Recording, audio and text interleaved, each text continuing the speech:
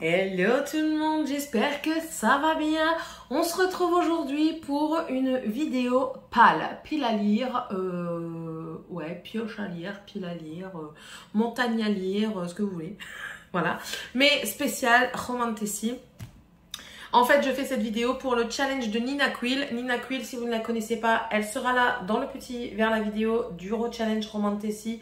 Et aussi, là, vous aurez son Instagram et son YouTube qui défilent. Je vous invite à aller la voir. C'est une jeune fille très agréable à regarder qui nous partage du coup un petit peu son quotidien dans ses vlogs. Elle nous partage beaucoup de ses lectures. Elle lit énormément en anglais, mais elle lit également en français. Pas d'inquiétude.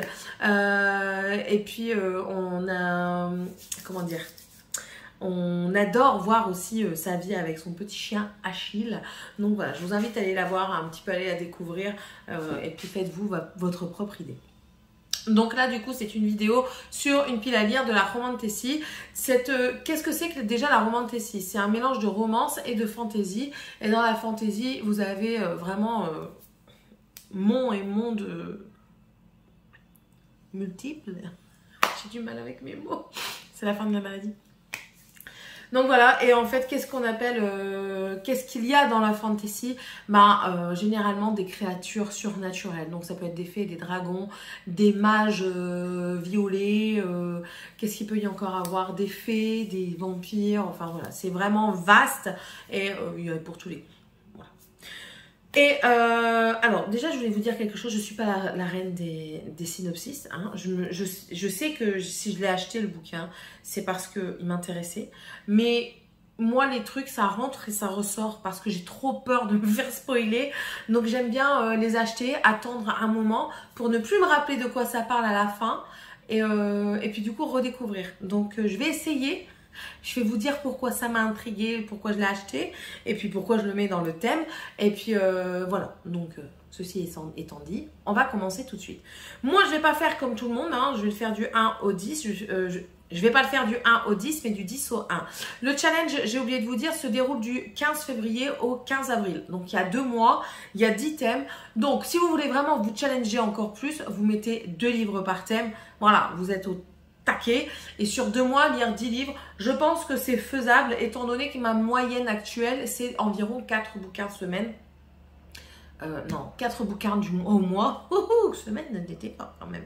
Sauf s'ils sont minuscules. Non, voilà. Enfin bref. Donc voilà. Alors, on commence tout de suite avec un favori d'un créateur de contenu. Booktuber, booktubeuse, bookstagrammeur, bookstagrammeuse, blog et tout ça. Et enfin moi, si vous connaissez un petit peu Nina, elle me parle beaucoup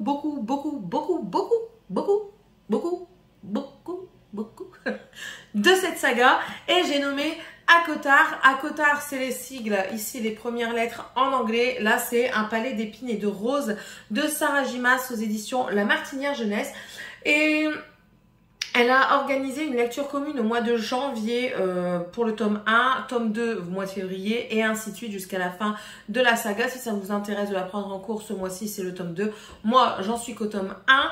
Donc je vais vous donner un petit peu ce que moi j'en ai gardé de souvenirs. On est là avec une jeune fille, je ne sais plus ton nom, tu t'appelles quoi? Fer qui va en forêt pour chasser, pour nourrir sa famille et malencontreusement, elle tue un fae lors de sa chasse et elle va se retrouver prisonnière du monde fae par rapport à ce meurtre. Et d'après ce que j'ai compris, il va s'avérer qu'elle va aider à guérir, sauver ce monde tout en sauvant le sien. Voilà. Et il y a beaucoup de choses qui se passent qui ont l'air très intéressantes dans ce qu'elle dit Nina. Donc voilà, moi c'est celui-ci que j'ai décidé de mettre en favori d'un booktuber. Ensuite, on passe au 9, c'est en anglais et merci monsieur qui fait du bruit, qui travaille en bas. En anglais ou traduit de l'anglais. Clairement, les 3/4 de ma bibliothèque ou de ma pile à lire sont du traduit de l'anglais ou non, ils sont pas en anglais. Arrête de mentir, tu lis pas en anglais. Et moi, j'ai pris Dark Rise de C.S. Pacat aux éditions Big Bang. Je l'ai en relié, toc toc, dur, voilà.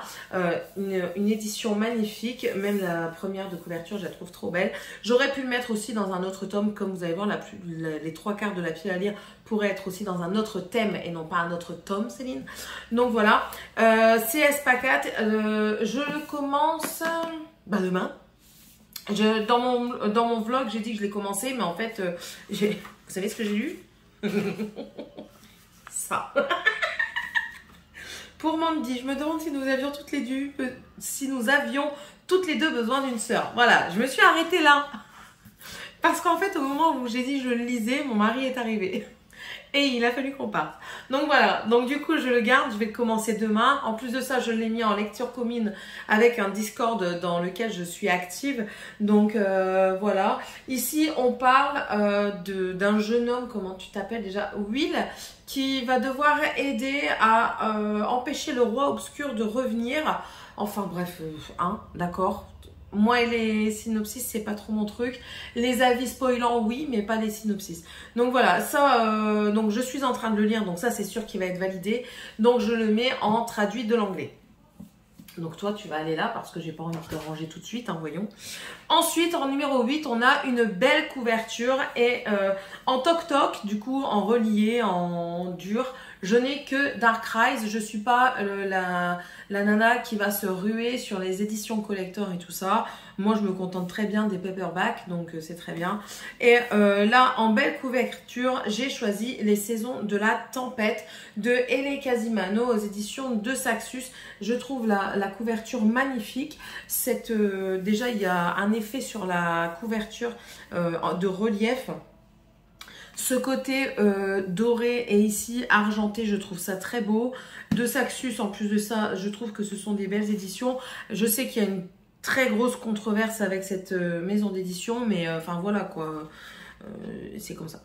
C'est comme ça. Bref.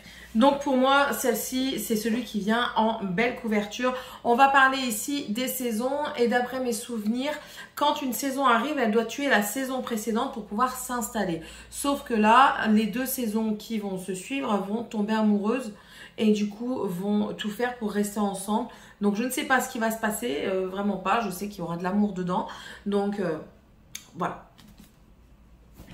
Si vous avez un doute pour savoir si c'est de la fantasy, de la romance, on sait ce que c'est de la romance, mais si vous avez un doute pour savoir s'il y a de la fantasy dedans, vous allez sur Booknode ou encore Livre Addict et vous avez souvent les hashtags, les thèmes dedans qui sont notés. Donc si ça peut vous aider, voilà. Ensuite, alors, il y a beaucoup de lettres dans ce symbole. C'est le LGBTQAI+. Donc, en gros, c'est tout ce qui est en rapport avec des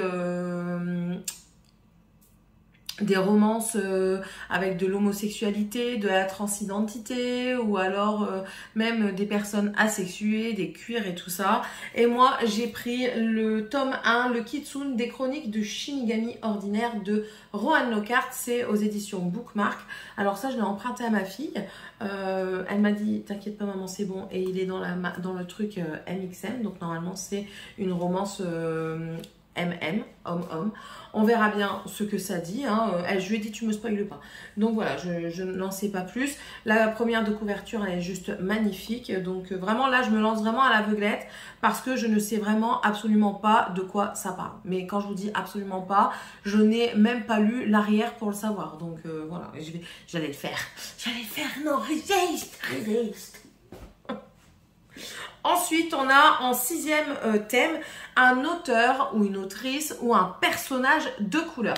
Alors, c'est vrai que c'est un petit peu compliqué parce que les auteurs, sauf si vous êtes vraiment à fond dans les différents auteurs que vous avez pour connaître un petit peu à quoi ils ressemblent, vous pouvez vous dire oui, cette personne-là est de couleur. Mais moi, personnellement, non. La seule personne de couleur que j'ai, ça va être cette autrice-là. Et après, il en va de même pour les personnages. Je pense qu'il faut y aller par la déduction. Ah, il y a des reflets. Il faut y aller par la déduction et c'est ce que j'ai fait aussi avec ce livre. Donc moi, j'ai pris Que la mort soit douce de Laetitia Danae.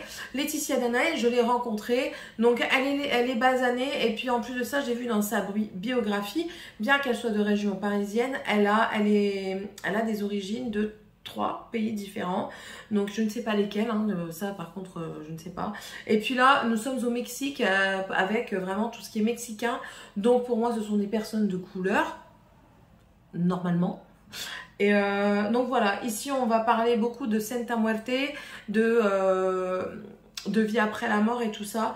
Donc je l'ai pris. À la base, je l'avais acheté pour ma fille qui ne l'a pas encore lu, qui n'est pas encore très intéressée. Mais voilà, moi je vais tenter de le lire pour ce challenge. Ah oui, c'est aux éditions édition Plume Blanche et c'est aussi une très très belle édition avec des... Voilà. Moi ce que j'aime bien ici c'est que c'est toujours bien paginé et tout ça et puis même ils font des éditions magnifiques. Bref. Ensuite en 5e thème on a femme badass. Alors pour moi une femme badass c'est un petit peu une femme en mode bad boy quoi. En gros, eh ben, j'ai pris Le Secret du Roi de Marie Valente aux éditions Bragelonne. Ici, on est avec Hippolyte. Hippolyte qui est une femme, mais une femme dans la... Comment on dit? Dans les soldats du roi, mais qui ne doit pas montrer que c'est une femme, ou sinon c'est une trahison, quelque chose comme ça. Et puis, elle va devoir faire quelque chose. Enfin, bref. Je sais que ça m'avait intéressée quand je vous avais prévenu. Je vous avais prévenu. Je sais que ça m'avait intéressée. J'ai parlé à l'autrice lors des Aliénales à Alain Léo Bourdin. Et elle avait l'air très sympathique en plus de ça. Donc voilà. On va faire un petit peu honneur. Ensuite, en 4e, c'est un graphique. Alors, j'ai posé la question sur Instagram à Nina qui n'a pas encore répondu. Je ne sais pas si elle l'a vu après en même temps. Elle doit avoir tellement de messages que je comprends tout à fait. Alors, pour moi, graphique, je mets... alors, dans les graphiques, si vous ne savez pas, c'est tout ce qui est manga et BD. Tout ce qui est en rapport avec des planches, avec des dessins à la main ou... Enfin, vous comprenez, hein. Donc, en tant que tel, moi, j'en ai pas. Mais par contre, je lis beaucoup de webtoons. Et si c'est accepté, les webtoons, je mets... The Predator Fiancé qui est sur Tapitoon, qui est l'histoire d'une jeune fille qui se fait tuer au tout début de l'histoire et qui revient bien en arrière pour justement changer sa vie, changer son avenir. Et de là, elle va se retrouver mariée à un général, mais ce général est habité à un démon et il va défendre le royaume contre d'autres démons. Donc voilà, il y a de la fantaisie dedans, il y a de la romance. Donc je me dis que ça peut le faire. Et sinon, Nina a montré un manga. C'est Nina au pays de... Je ne sais plus lequel. De toute façon, j'essaierai de vous mettre une photo juste ici. Mais je pense que je vais vraiment me mettre dans les mangas. Je vais essayer de me mettre d'abord dans ceux de ma fille parce qu'elle elle adore les mangas. Même si on n'a pas trop les mêmes genres de lecture. Mais je vais déjà voir si le concept me plaît. Donc voilà. Ou sinon, bah, il y aura ça. Ensuite, en 3e thème, nous avons une carte. Alors, il fallait une carte dans le roman. Et ben moi, j'ai pris Lune ardente de Morgane Rugraff. Ici, c'est le premier cycle et c'est Crépuscule. Nous avons une carte dedans. Je vous le prouve sous vos yeux ébahis. Voilà, qui est juste ici.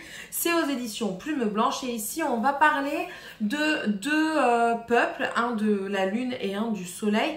Et le peuple de l'un va se marier avec le peuple de l'autre pour sauver son peuple. Ouais, je sais, c'est très clair comme histoire. Je le sais. Mais enfin voilà, ça m'intéressait beaucoup. Il y a eu beaucoup de bons avis sur la Booksphère.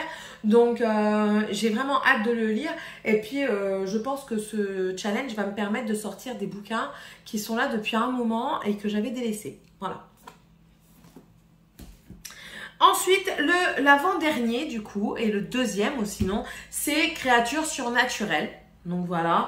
En créature surnaturelle, j'ai nommé La Reine sans royaume de Holly Black.